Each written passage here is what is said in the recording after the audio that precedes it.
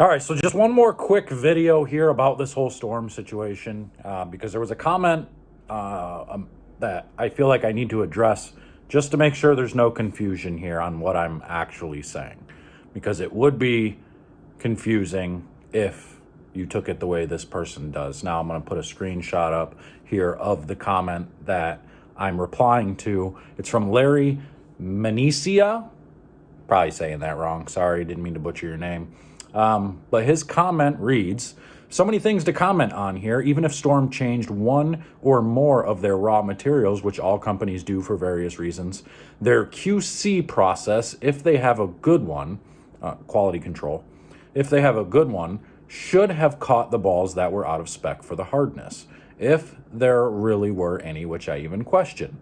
Two, why in the heck would Storm or any manufacturer test balls at a non-finished state? That one's a good question. I'm not sure why USBC wants it at a different state, if that's even true. I don't know the process. I haven't looked it up. I don't even know if they actually come out and tell you what their process for testing is. Not sure. That makes no sense from a process engineering quality point of view. If they are doing that, they should change the practice, because when the USBC field test balls, they will be at a finished, final polished state. You would think that there would be a standard method defining when the balls should be tested. And three, I don't agree with the USBC testing and auditing balls out of the field. There is no way to know how those balls have been cared for, stored, what temps they have been exposed to, etc. All right, so I'm not going to read the rest of it, but I'm going to respond to this because I think it's really important for people to understand the first part where they say if they change their raw materials, their quality control should have caught the soft ones. Now, where my issue comes in is it's not necessarily that they should have caught it, because I feel like what my theory is that they're changing over time due to something. So maybe it's storing at different distributors. Like obviously, like Dolora Brothers over here is in a colder facility. I don't know what their temperature range is in the warehouse. I don't know how much humidity is in that warehouse. Same thing with like Classic in Indiana. Then you've got Classic in Florida. You've got Classic in Texas. You've got Ace Mitchell in Ohio. So there's just different places. Hold on, buddy. There's just different places that these things are being stored, that these different balls are being stored. So could it possibly be that the new raw material that they're using is just more highly susceptible to change in humidities and temperatures and stuff like that?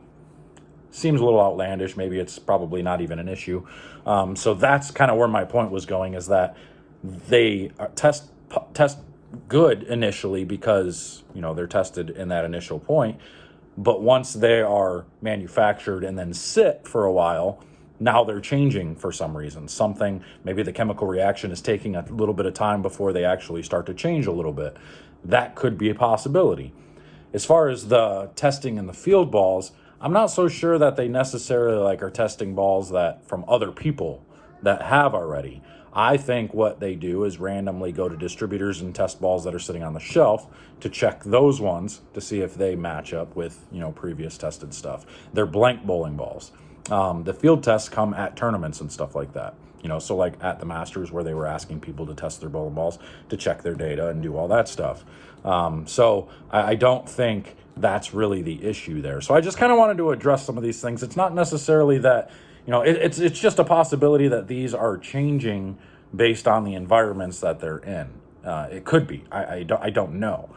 So it's not that they're just that way and, Storm didn't catch the changes, because we don't know. It wouldn't be until you actually take the balls and let them sit for a few months on a shelf and then test them again and see if they've changed since then. Test them before and then test them in a few months, and that's how you get your data.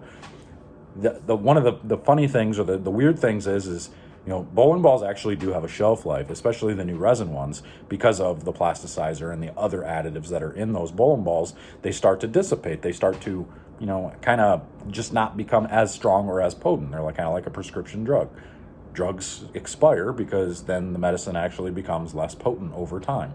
there's different things that happen like that. That's what happens with bowling balls as well. So Ron Hickling can go into that a little bit more. He's talked about the plasticizer and some of that stuff, losing its potency or its power over time and changing the way, bowling balls react. So you got to pay attention to these things. Maybe something like that is happening at a much more rapid, pace. We don't know. That's the other issue. So just wanted to address that comment. I'm going to get out of here again. So if I see another comment that I feel needs to be addressed, maybe I'll pop in again, but I don't know. We'll see you guys later.